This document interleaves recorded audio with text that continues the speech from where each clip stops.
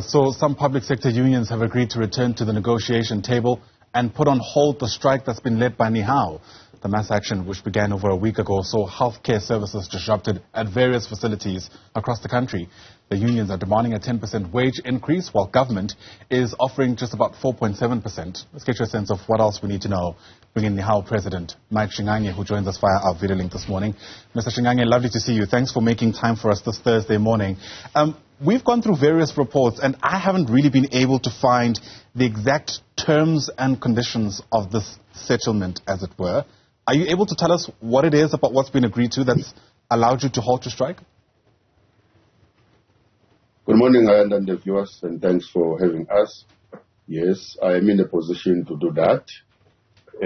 Where the settlement agreement, the important part there is the clause that talks about respecting and committing to the collective bargaining and defending it, particularly as an institution, the bargaining council, which was one of the main reasons why we were on the street, because for over a number of time now, we understood that the collective bargaining was really been spitted over and not been respected, been shined upon. So one, the clause that talks about defending collective bargaining and respecting it allows the unions like us who are on the street to go back to the main institutions of social dialogue, being the bargaining council, to engage on the ongoing negotiations, but also on future conditions of workers. Two, we have agreed in the settlement agreement that we will, in the bargaining council, augment the unilateral implemented 3% by the employer last year. We will augment it by a percentage that is going to be agreed upon by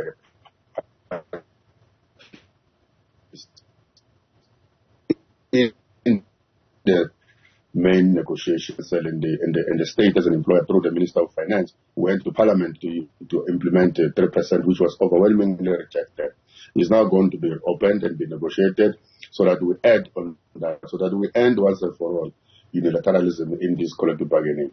And of course, you will know that one of the things that confronted us in this strike was the issue of essential services. Therefore, we agreed in this settlement agreement that within the period of 6 months after concluding the round of negotiations in 2023-2024, we will conclude a minimum service level agreement. Yeah. That will ensure that the next time we have a strike, we don't experience what we experienced today. And lastly, for that to happen, we needed to agree on what we call a cessation of hostilities. That is why the strike was suspended, because that is one of the things that caused the hostilities. So we're suspending the strike so that we go back to the table. Indeed. Sure. All right. Apologies to do this, but can you just go back to that second clause you mentioned to us, because we lost our connection to you there for a while. You were just explaining to us that this unilateral 3% that was implemented by government is something that was rejected, which we know, and there's now an agreement for a new increment?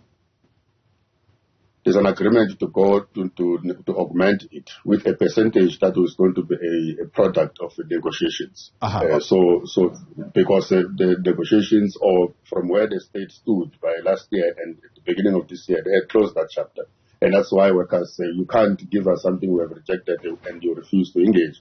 And now there's a commitment that through that settlement agreement that we're going to augment that percentage by a percentage that is going to be agreed for during negotiations. Right, okay. Of course, there's a history to how we got here. In fact, a big part of the reason why a lot of workers took to the streets is because they felt like the trust between unions and government had been completely obliterated. The obvious question is, what makes things different this time around? Well, what makes things different this time around, or will be different going forward, is the commitment, the acknowledgement of that kind of intransigence by the parties there. That's the reason why both parties, particularly the employer, had to pen down an agreement acknowledging the mistakes of really acting in a manner, conducting themselves in a manner that undermines the collective bargaining and the majority of the public sector workers, those who are actually the frontline workers in the main. So that by agreeing to respect and defend collective bargaining, meaning that we're going to reopen that engagement of the 3%, it's a commitment that never again shall we go back to that level of undermining and not respecting collective bargaining. So it will be what they normally call that the test of the pudding is in the eat. We're waiting for the employer to now formally introduce the settlement agreement to the bargaining council, upon which negotiations must now start as to what is the percentage we're going to agree on, and what are the other issues that we think that must be included as a way of improving the conditions of service of the workers in the public service. Okay, I hear that, but didn't government make that undertaking to begin with anyway? I mean, if you're going to enter any kind of negotiations, of course the expectation at a bare minimum is that you keep to whatever has been agreed to at the end of that process. Government made that agreement, gave that assurance, but then later on came back to plead poverty, and that's why they said they couldn't necessarily accede to all of your demands. It sounds to me that it's just a different wording that takes us essentially to where we started. Well, maybe the reason why we went on the strike, it is because, like you correctly say, there's been a practice for over a period of 3 to 4 years that the government will have reneged on the Resolution 1 of 2018 and 2020, and plunging the public sector workers in 2022 no increase on the inflation or cost of living adjustment, and no increase on the notch progression, and no increase on the pension, which is a deferred salaries for workers.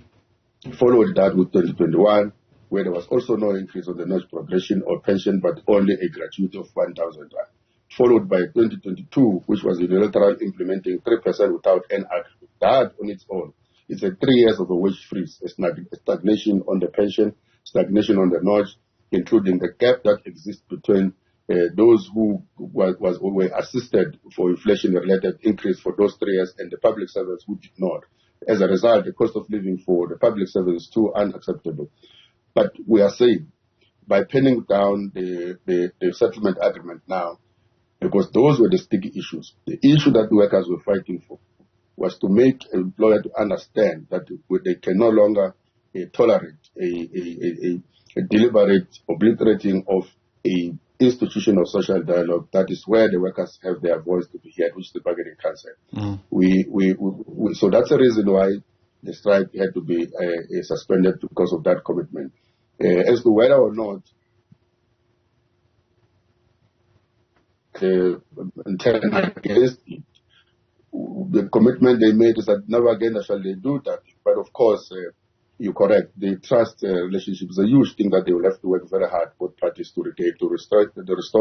It has been broken down.